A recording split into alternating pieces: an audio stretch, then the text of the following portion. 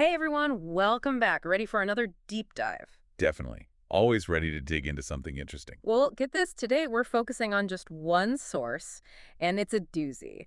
It's an employee review of Oracle from Glassdoor. Just one review. Okay, Um, so we're going really granular today. I like it.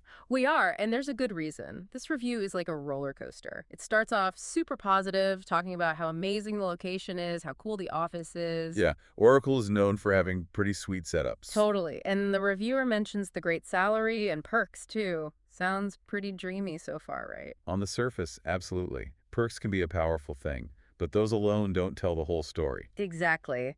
And that's where this review takes a hard left turn. Oh, what did they say? Get this, the reviewer goes on to describe Oracle as old, stale, and male. Oh, wow. Yeah, that's not great. Not the kind of description you want following all those glowing comments about perks. Sounds like there might be a disconnect there. Right, like maybe those perks are there to distract from something. It's possible.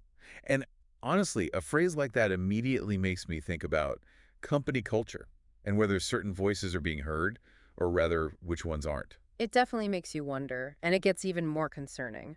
The reviewer then advises certain demographics to avoid the company altogether. Yikes, they actually said that. They did. They said, if you are not white and male, avoid at all costs. Wow, that's a really strong statement.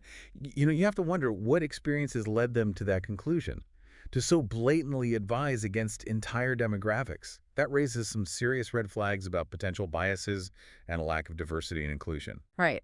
It's 2024. Shouldn't a tech giant like Oracle be past this? And speaking of being stuck in the past, this review also includes advice from management. Let me guess. Get with the times. Pretty much. They said the culture will never change. What do you think? Is change really impossible, even for a massive company like Oracle? Honestly, cultural transformation is tough, but it's definitely possible, even for big companies. But it takes a real dedicated effort from leadership, and this statement, it kind of makes you wonder if that effort is really there. It just seems very defeatist and points to a potentially larger issue if this employee feels that way. Yeah, that's a good point. And there's one more thing in this review that I wanted to unpack. The reviewer mentions that if you're brought in by someone in the company, you will be fine. What do you make of that?